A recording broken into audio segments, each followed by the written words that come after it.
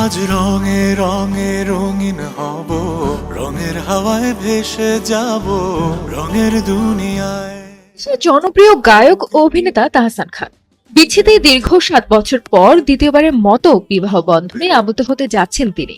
বছরের শুরুতেই এমন সুসংবাদ নিশ্চিতভাবেই তার ভক্ত অনুরাগীদের বেশ চমকে দিয়েছে। আজ মন খুশি মনুর বসি মনুর।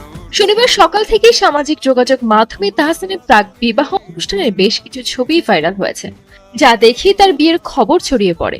জানা যায় জনপ্রিয় মেকওভার আর্টিস্ট রোজা আহমেদের সঙ্গে বিবাহ বন্ধনে আবদ্ধ হচ্ছেন অভিনেতা।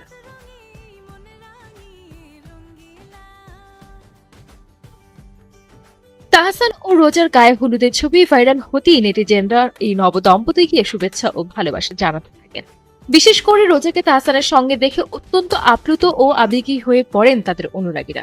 আমি সেই সুতো হব যে তোমায় আলোকিত করে নিজে জ্বলে। এই বিষয়ে সংবাদ মাধ্যমে তাহসান জানান, এখন বিয়ে হয়নি, কোনো আনুষ্ঠানিকতাও হয়নি, একটা ঘরোয়া আয়োজন ছিল, সেখানে এই ছবিগুলো তোলা। তবে ইতোমধ্যেই তাহসানের হবু স্ত্রী রোজার রূপে বুধনেট পাড়া। জানা যায় তিনি নিউ ইয়র্ক থেকে পড়াশোনা করেছেন। রোজা 10 বছরের বেশি সময় ধরে বাংলাদেশ ও যুক্তরাষ্ট্রে ব্রাইডাল মেকআপ আর্টিস্ট হিসেবে কাজ করছেন। এরই মাঝে পড়াশোনা শেষ করে তিনি কসমেটোলজি লাইসেন্স অর্জন করে পরবর্তী সময়ে নিউ ইয়র্কের কুইন্সে রোজাস ব্রাইডাল মেকওভার প্রতিষ্ঠা করেন। এছাড়া তিনি একজন উদ্যোক্তা বলেও জানান তাহসান। সামাজিক যোগাযোগ মাধ্যমে রোজা বেশ জনপ্রিয়, অসংখ্য অনুসারীও রয়েছে তার।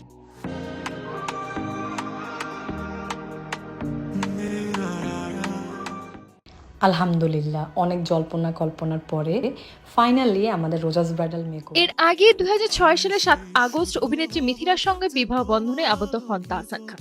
এরপর 2013 সালে 30 জুলাই তারা কন্যা সন্তানের বাবা মা হন। পরে 2017 সালে 4 অক্টোবর বিচ্ছেদের ঘোষণা দেন তাহসান। নিজের অফিসিয়াল ফেসবুক পেজ থেকে এদিন দুপুরে তাহসান ও মিথিলা যৌথভাবে তাদের বিবাহ বিচ্ছেদের ঘোষণা দেন। সাবেক এই দম্পতির বিচ্ছেদের বিষয়টি তাদের অনেক ভক্ত সহজভাবে মেনে নিতে পারেননি। পরে মিথিলা ভারতের চলচ্চিত্র নির্মাতা সৃজিতকে বিয়ে করেন। সেটা আমাদের খুব পার্সোনাল ব্যাপার। হাতের তালুতে আর্ট লেখা অবভিয়াসলি রোজা এটা